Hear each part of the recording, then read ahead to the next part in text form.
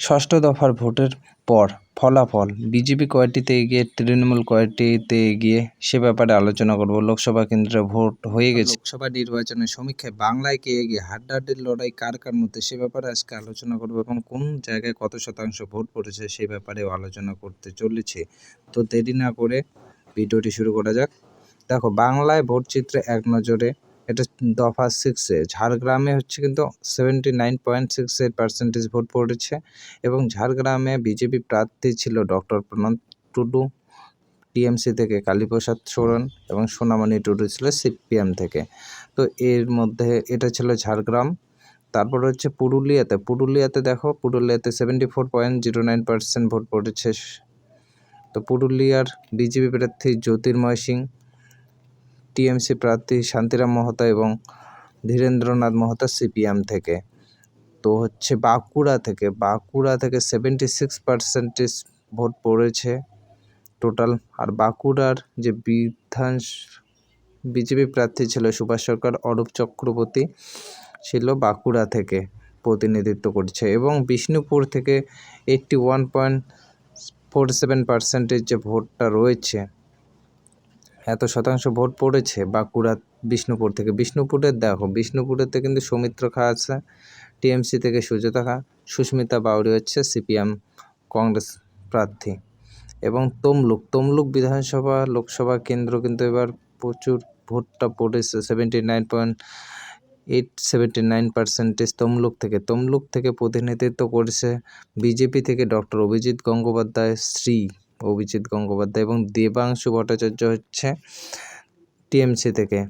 BJP থেকে হচ্ছে অভিজিৎ গঙ্গোপাধ্যায় এবং সিপিএম থেকে সায়ন বন্দ্যোপাধ্যায়। তিনজনের মধ্যে হাড্ডাহাড্ডি লড়াই হবে, তবে জিতে যাবে কিন্তু। এবং কাঁথিতে দেখো 75.66% ভোট পড়েছে টোটাল। এবং কাঁথির লোকসভা কেন্দ্রে প্রার্থী ছিল বিজেপি থেকে সৌমিন্দ্র অধিকারী, টিএমসি থেকে উত্তম বড়িক, উর্বশী ভট্টাচার্য হচ্ছে সিপিএম কংগ্রেস থেকে। এবং ঘাটাল থেকে দেখো 78.92% ভোট পড়েছে টোটাল লোকসভা কেন্দ্রে। এখানে প্রতিনিধিত্ব করেছে হিরণময় চট্টোপাধ্যায় হচ্ছে বিজেপি থেকে, দীপক অধিকারী দেব হচ্ছে টিএমসি থেকে এবং পাপিয়া চক্রবর্তী হচ্ছে সিপিএম কংগ্রেস প্রার্থী। মেদিনীপুরে 77.57% ভোট পড়েছে টোটাল। এবং মেদিনীপুরের প্রতিনিধিত্ব করেছে কিন্তু অগ্নিমিত্রা পাল, জুই মালিয়া, বিপ্লব ভট্ট। এইখানে তো দেখাশোনা কে জিতবে সেটা জানোই তোমরা। এবং আমরা দেখব ষষ্ঠ দফার ভোটের পর 8টি লোকসভা কেন্দ্রে কয়টি বিজেপির, কয়টি তৃণমূলের দখলে চলে গেছে। 8টি লোকসভা কেন্দ্রে ফলাফল দেখো, এটা 6টি লোকসভা কেন্দ্রে কিন্তু বিজেপি এগিয়ে, 6টি লোকসভা কেন্দ্রে বিজেপি এগিয়ে এবং 2টি আসনে তৃণমূল এগিয়ে। মানে ষষ্ঠ দফার যে লোকসভা ভোটটা হয়েছে তার মধ্যে 6টি আসনে বিজেপি জয়যুক্ত হয়েছে এবং 2টি আসনে তৃণমূল জয়যুক্ত হয়েছে। তো আশা করি ভিডিওটি ইউজফুল হয়েছে। যদি এমনই ভিডিও লাগে তো চ্যানেলটিকে সাবস্ক্রাইব করে বেল আইকনটি ক্লিক করো।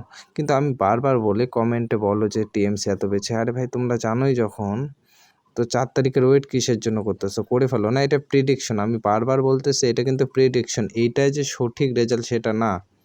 এটা হয়তো তোমাদের মাথায় ঢুকতেছে না, বুঝতেছে না কিসের জন্য, কিন্তু এটাই সঠিক না। যে সমীক্ষাটা রয়েছে, সমীক্ষার উপরে বেস্ট করে এইটা কিন্তু হয়েছে। দেখো 8টা লোকসভা কেন্দ্রের যে ভোট হয়েছে তার মধ্যে কিন্তু 2019-এ যদি দেখো তোমরা, 2019-এ কিন্তু বিজেপি 5টিতে জয়যুক্ত হয়েছে। এবং এবার হাড্ডাহাড্ডির লড়াই চলতেছে তমলুক এবং তমলুক, আর বাকি 5টা তো জিতে আছেই। তো এটা শুধু সমীক্ষা ভাই, সমীক্ষার উপর বেস্ট করে কোনো কিছুই হয় না। ওয়েট একদম পারফেক্ট যদি তোমার লাগে তো 4 তারিখ পর্যন্ত তোমাদের ওয়েট করতে লাগবে। এখন 4 তারিখ পর্যন্ত যদি ওয়েট করতে না পারো তাহলে কান্না করা শুরু করো। Thank you for watching this video. যদি ভিডিওটি ভালো লাগে লাইক করে দিও, চ্যানেলটি সাবস্ক্রাইব করে দিও, নতুন চ্যানেল যেহেতু তো ভিউজটা একটু বাড়াই দিও। Thank you for watching this video, bye, tata.